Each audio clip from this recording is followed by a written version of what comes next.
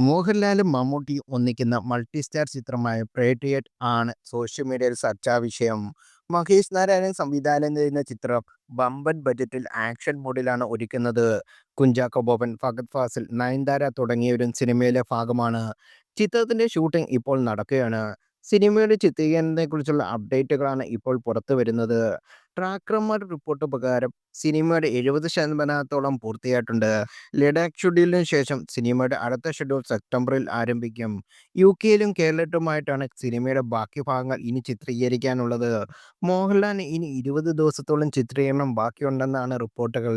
നിലവിൽ ഇടവേള കഴിഞ്ഞ് തിരിച്ചെത്തിയ മമ്മൂട്ടി ഉടൻ തന്നെ സിനിമയിൽ ജോയിൻ ചെയ്യും.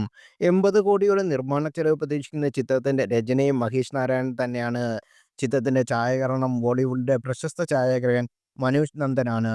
സാമർ പൃഥ്വിരാജ്, റോക്കി ഓൺ Rani, crime Kahani, thug of Hindustan തുടങ്ങിയ ചിത്രങ്ങളുടെ ഛായാഗ്രഹകനാണ് അദ്ദേഹം.